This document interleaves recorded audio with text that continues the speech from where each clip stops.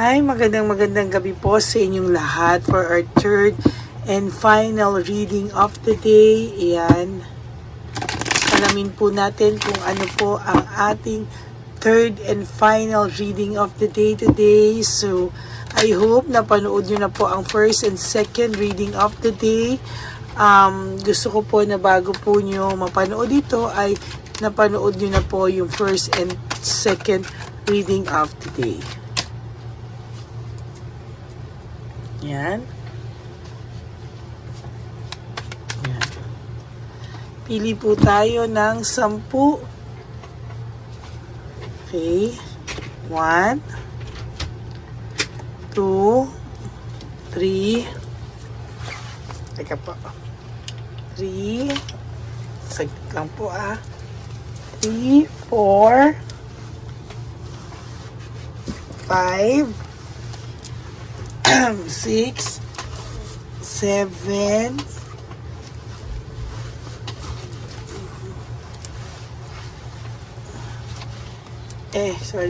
7, 8, 9, and 10. Bilangin po natin ulit. 1, 2, 3, 4, 5, 6, 7, 8, 9, 10. Okay.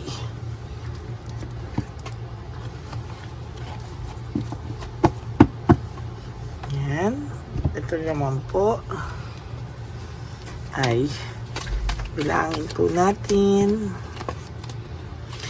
Balasahin muna pala natin.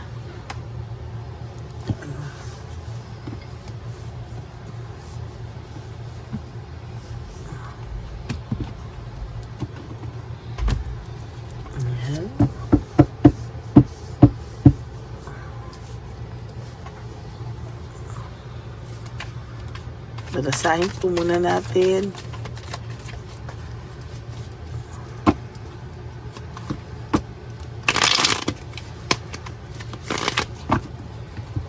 Ayan.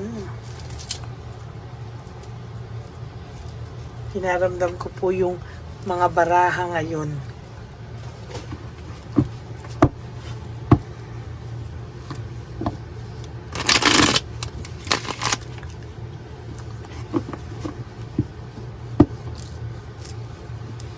Okay. 1, 2, 3, 4, 5, 6, 7, 8, 9, and 10.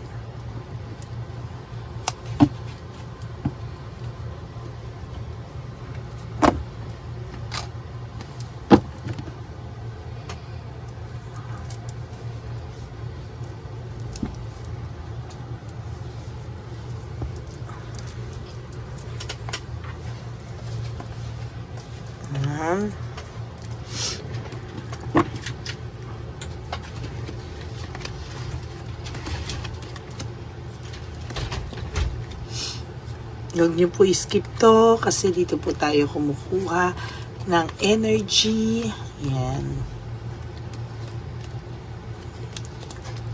Na connection natin pareho. Okay, so start na po tayo. Okay, sa nakikita ko po ay sunod-sunod po talaga yung mga hindi magandang nangyayari sa kanya ngayon. As a matter of fact, ayaw niya lang pong aminin na sunod-sunod po ang mga malas niya ngayon. No? Ayaw niya po talagang ipakita. Ayaw niya pong aminin or ayaw niya talagang aminin sa'yo na hindi po siya masaya. Ayun, no, panay punishment ang nangyayari sa kanya, panay kaparusahan ang kanyang nararamdaman. Ano? Feeling niya po pinaparusahan siya. So, meron ako nakikita dito na disorganized siya, very overwhelmed siya sa mga bagay-bagay. Ang pakiramdam niya ay hindi siya, yung buhay niya po ay hindi tumatakbo na naaayon sa mga plano niya. very disorganized siya, nawalan po siya ng balanse, na overwhelm po siya sa mga nangyayari sa kanya. Kaya ayan, to be honest with you, talaga pong yung balanse niya ay nawala sa lahat ng aspeto. Nakakaramdam po siya ng coldness and stubbornness, no? May pagkamatigas po talaga ang ulo nitong person nyo o nitong taong na to. Kaya sa totoo lang po ay mabigat din ang balik sa kanya ng universe, ano? Kung inaakala niya po na parang kahit magmatigas siya sa universe ay walang dating, walang hindi po, no, binabalikan po siya talaga ng tadhana. At ngayon po ay talagang nararamdaman niya na po yung ganti ng tadhana, to be honest, oh. Yung ganti po ng tadhana sa kanya ay nararamdaman niya po, no? Sa totoo lang po.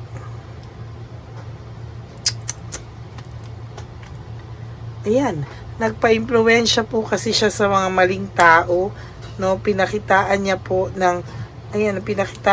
ng maling mga desisyon. Yung mga mali niyang desisyon ay pinakitaan po siya ng mga senyales na mali na po yung mga desisyon niya, pero pinagpatuloy niya pa rin po, no? Pakiramdam niya po ay andyan ka lang palagi, at kaya kahit na mag-enjoy siya ngayon ay somehow hindi ka po mawawala ng gana sa kanya. Nandyan ka pa rin po kahit anong gawin niya. Yan po ang pakiramdam niya ng person mo sa ngayon. Kaya iniwan ka po niya, leaving home, moving forward, pinagpalit ka niya kasi ang pakiramdam po ng person niyo is mahal mo naman siya, maaantay mo siya, pero hanggang kailan, ano? Hindi sa lahat ng bagay, hindi po sa lahat ng oras ay mahihintay mo siya, no? Hindi rin po palaging dapat ganito ang pakiramdam ng person mo, no? Ang pakiramdam niya po nakakalma siya, pero sige lang, kaya niya kasi somehow, someday, ayan, no? Talagang ang pakiramdam po nito ay ayan, pakiramdam niya po talaga ay hindi ka po talaga mawawala sa kanya, no? Kahit sunod-sunod daw po yung malas niya, mga parusa sa kanya ng tadhana, alam niya po na ikaw daw kahit anong mangyari, pag bumalik siya ay ikaw ay nag-aantay lamang. Mapapanik po ito, sabi ko sa inyo, nagpapanik po siya kapag nararamdaman niya po na nawawala ka na, napapanik siya pag nakakabalita siya na baka may iba ka, pero as long as nararamdaman niya po na nandyan ka lang, parang wala, nandun pa rin siya, oh. Yan, oh. Para pong feeling nitong taong to parang nandyan ka lang palagi sa tabi niya. Pag nawawala ka o nakakabalita siya na hindi maganda, nandyan pa lang siya nagpapanik, no? There's hard work, no? Talagang nakikitaan ko dito na talagang nag-i-invest itong taong to sa ibang hobbies, or talagang gumagawa siya, dinadivert niya po talaga yung attention niya sa ibang bagay. Pero kahit ano po ang gawin ng taong to, pakiramdam niya ay pinaparusahan lang siya palagi ng tadhana. Ayan, o. Sa mga pinaparusahan siya because sa mga panloloko niya, pagsisinungaling niya, insecurity, tactics, strategy, lahat na po. Ayan ang pakiramdam niya. There's calm, comfort, no? Pakiramdam po niya, kalmado lang siya dahil feeling niya, kalmado ka lang. Hinag-aantay sa kanya kung kailan siya babalik. Kaya ini-enjoy niya muna po yung mga bagay-bagay sa buhay niya ngayon, pero one day sinasabi ko sa iyo, babalik to kapag hindi niya na po kinaya. There's tension sorry, there's tension and may tension po sa communication nilang dalawa nitong person niya. As of this very moment, ang pakiramdam niya po ay talagang may tension po siyang nararamdaman. Silang dalawa actually, no? May hindi sila pagkakaintindihan, meron po silang hindi po nila maintindihan sa isa't isa. hindi po sila nagkakaintindihan lately. Sumasabog po silang dalawa, no? As a matter of fact, itong taong to ay naninibago sa samahan nila. Bakit? Kasi hindi naman daw ganito yung samahan nila. They started as very, very, very sweet. Yun nga yung sabi ko, no? Pero ngayon, tinatanong niya, ano ang nangyari? Bakit biglang naging ganito? Bakit biglang hindi na sila sweet? Bakit daw bigla na lang silang nalungkot na parang bigla na lang nag-aaway na, hindi na sila yung tulad nung nag-uumpisa sila, no? Syempre, hindi naman po talaga ganun no? Hindi naman talaga all the time sweet, lalo na ngayon nagkakalabasan na sila ng totoong ugali.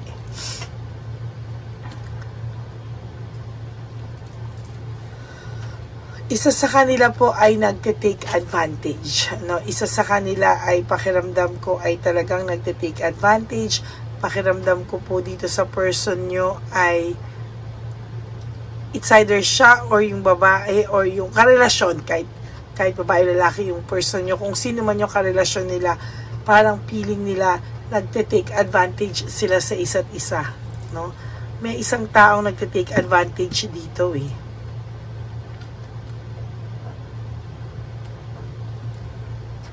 Parang isa rin sa kanila ay gusto ng sumuko or sumuko na. For those of you na nag-break na yung mga si Chabelitang Palaka or si Shokoy, no, isa sa kanila sumuko na po talaga. Napagod na. No. Napagod na po talaga. There's quick decision. Sa totoo lang po, marami po silang desisyong hindi pinag-isipan. And as a matter of fact, talagang ikinagulat mo rin, no, na nagawa niya yan sa'yo. Marami siyang mga desisyon na parang hindi niya naman kasi talaga pinag-isipan, no? Talagang nakakagulat kasi minsan hindi mo aakalain na magagawa niya sa'yo. There's dissatisfaction and lack of inner joy. Sa totoo lang po ay hindi naman masaya yung person nyo. Yun ang masasabi ko sa inyo.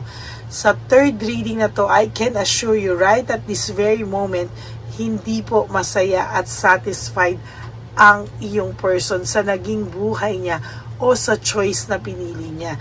As a matter of fact, there's lack of inner joy. Sobrang wala siyang lalim ng kasiyahan. Dissatisfied siya sa buhay niya ngayon. Yan, disappointed pa rin siya, Ang dami niyang disappointment, sa nangyayari sa kanya ngayon. Hindi niya po alam bakit sobra siyang disappointed. Wala siyang fulfillment.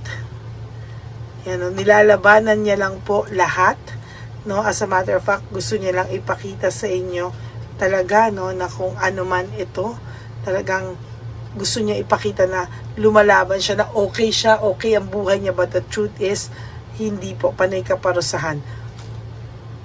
Naging materialistic sila sa buhay nila. Akala nila na ang sasaya ay because of material things, pero hindi po, Ayan po, very disorganized ang buhay nila. Sabi ko nga kanina, ayan, loss of balance, disorganized, and overwhelmed. Same card po. Yan po ay isa sa pangalawang po sa card niya, and now huling card niya, yan pa din. Loss of balance, disorganized, and overwhelmed, yan pa rin po, So, yan po ang ating nakita. Very disorganized, very overwhelming. Sunod-sunod, pakiramdam niya pinaparusahan siya ng tadhana, So, that is your third and final reading for today. But don't you worry, guys. I will be back tomorrow for another set of reading.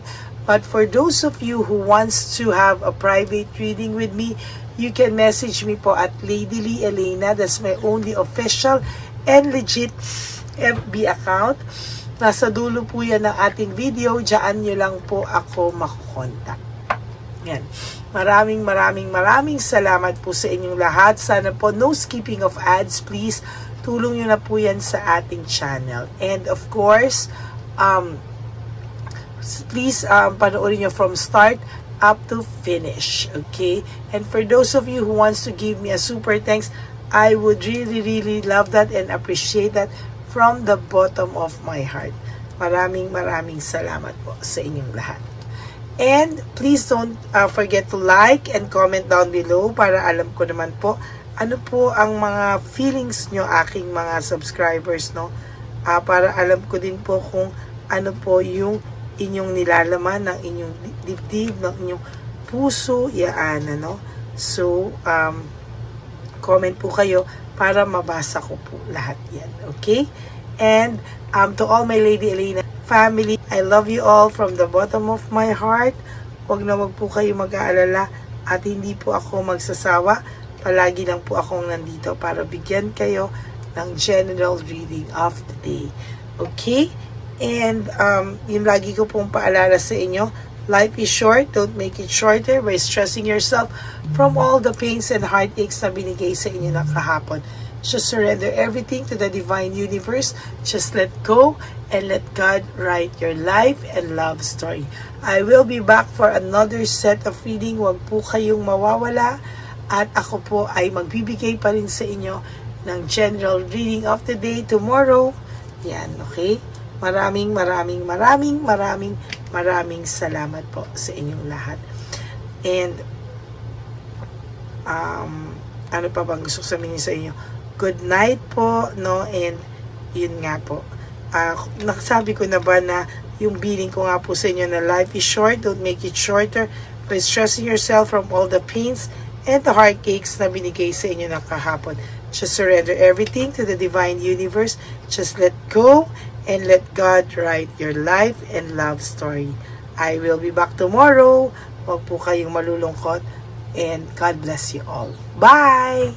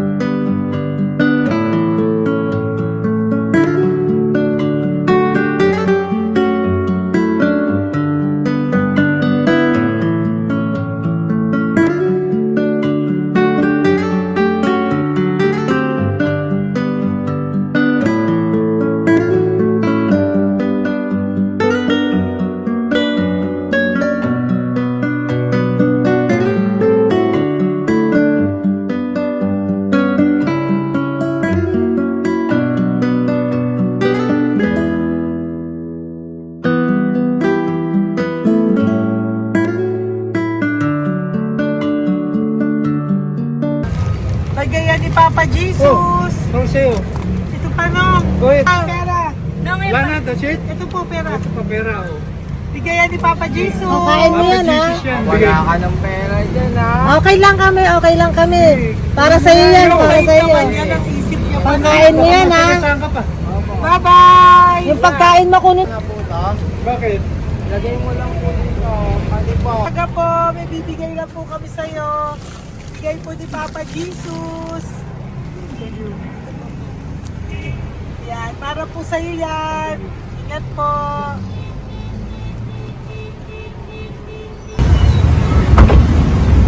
Gandang tanghali po.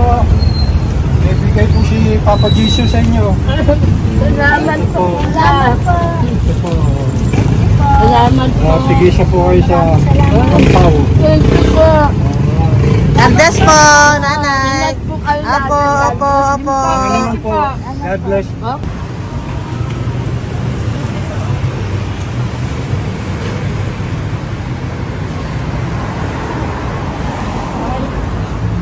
Bigay po ni Papa Jesus sa inyo. Salamat. God bless po. Kuya, pangkain mo po yan, ha? Kain ka ba nandyan? Po, hindi po. Dito po, nanatimbahan po. Ah! Sa Music Ministry. Doon ka nakapwesto. Opo. Sige po, Sige po, labay po. God bless po. Ingat.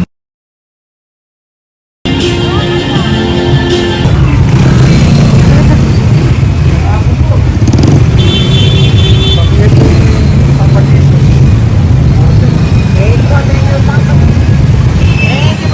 Thank you po, bye po. Meron pa eh. Yo, bigay po ni Papa Jesus. Salamat po.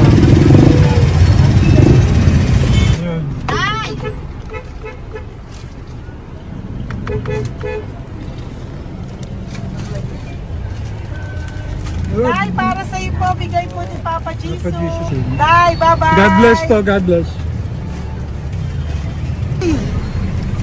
Para sa iyo po, bigay po ni Papa Jesus.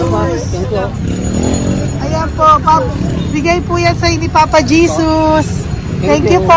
Amen.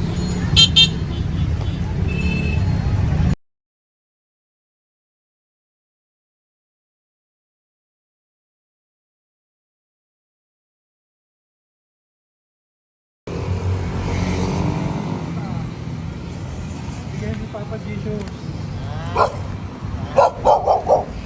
Kaya pagkain ato ko, ah. Madami mong aso, kuya. Alaga mo lahat yan. O, nagkait. Kaya sa isya, nasa niya iba. Kalagala. Ay talaga. Salamat po. Nalagala ko. E paano pagkain yan, kuya? Saan mo kinukuha? Sa tambay ko. Lahat. Ang dami. Ang dami niya pong aso. Oy, ang daming aso ni kuya. Sais. May nagbibigay sa inyo pagkain. Nangangalakal ako. Okay po. Tapos, Hayaan mo kuya, pag nadaan ako, bibigyan kita ng dog food dito, ha? oo. Dito ka lang ba lagi? Oo, dito ako natutulog. Okay po, sige. Okay po. Marami din akong aso sa bahay, eh. Salamat po. Okay po. Isa. Kuya, pangkain mo yan, kuya.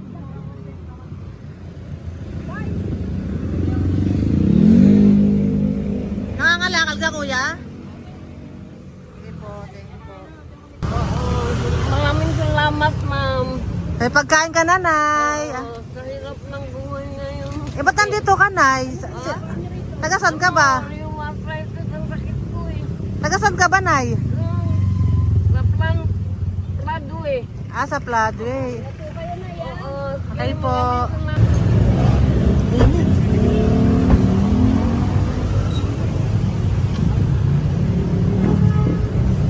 Nay! Bibigay ako sa'yo. Natandaan mo na ako. Ito. Hapon po. Si tatay.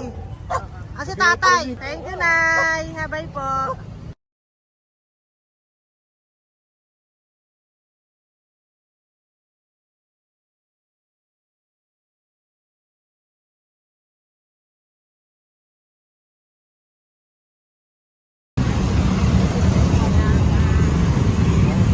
God bless, Tay. Thank you po.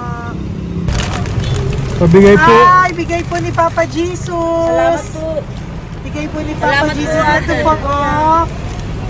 Salamat po. Bigay po ni Papa Jesus. Ito pa po. Salamat po, tay. Salamat po, tita. Bye-bye po. Maraming po salamat. Kayo, ate. Opo, ingat po kayo. Taga saan po kayo? Taga Tayabas, Quezon po kami. Mga aita po kami sa Quezon, mga katutubo. Sige, ingat po. God bless.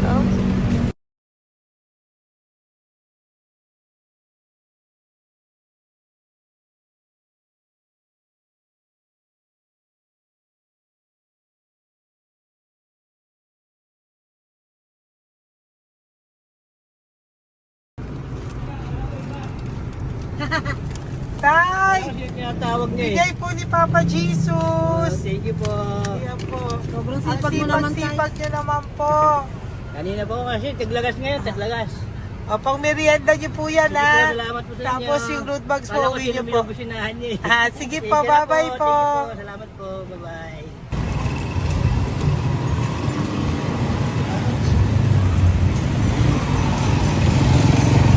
Brother! Basta, mabigay ni Papa Jesus ang sa'yo. Ang kaya mo yan, ba't hindi ka makatayo? Na ano ka? Okay. Sige, bye-bye. Hello po. Tama. Para sa inyo po, bigay ni Papa Jesus. Thank you very much. Sige po, bye-bye po. God bless you. Tay, magandang hapon po. Bigay po ni Papa Jesus. Ito pa po, Tay. Para sa inyo po. Bye-bye po.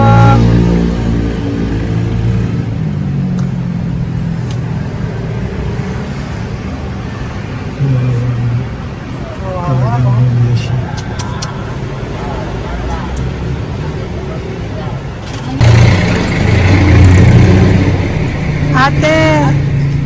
Ate, lang. Baka maano siya. Ito po, oh, bigay po sa'yo ni Papa Jesus. Ito pa po, oh. Pera po. God bless po. Okay. Taga saan ka po? Sige, ingat ka po, ah. Hello po, magandang hapon po. Ano po? Bigay po sa'yo ni Papa Jesus.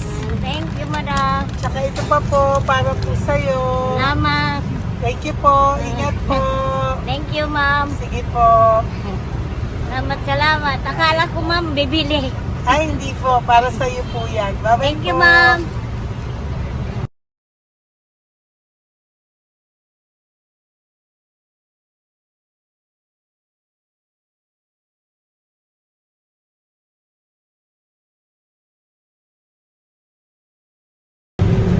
Hi. Hirap na hirap. Bibigay po ako ng uso. Hirap na hirap Dito siya. po tayo, dito pa kabila. Hindi mo siya lies pa yan. Kawawa naman. Tay, magandang araw po. Oh Lord. Bigay po ni Papa Jesus. Ay, ito po, ano, pandagdag po. Dagdag po. Bigay po ni Papa Jesus. Thank you po. Thank you po. Kawawa naman. Diyos ko, hindi na siya makaano po. No. Kapag may tatawagin lahat. Ano kami yun, narinig ko lang. Siyempre, ang bigat niyan.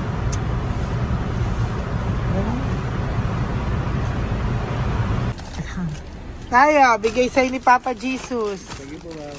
Ayun yung palinis po, ma'am. Hindi na po, okay na Sige po. po. Ito po. Thank you ma'am. po. Thank you, sir.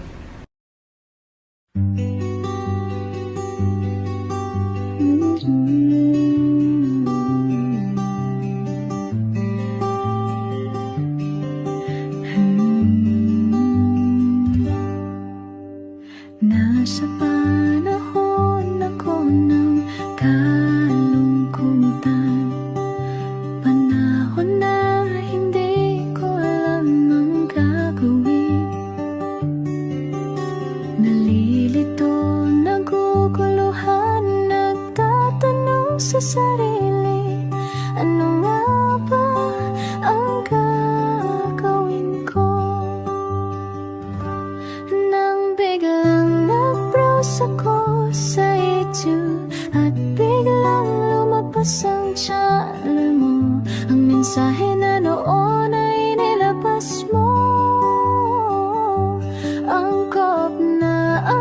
sakop sa nadarama ko.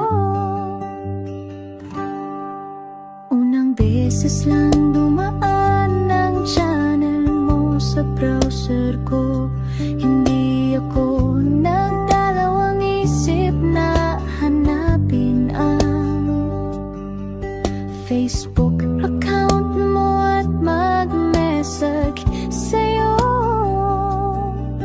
Agad ka naman sumagot sa mensahe ko.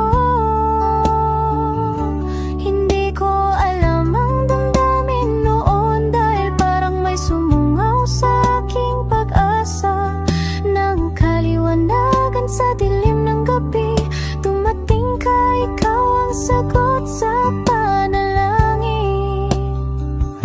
Salamat dumating ka at nakilala kita, Madam Elena. Nabago mo ang pananaw ko. Noon ay malabo, ngunit ngayon ay may linaw na tinatahak. Salamat sa Diyos, ikaw isang anghel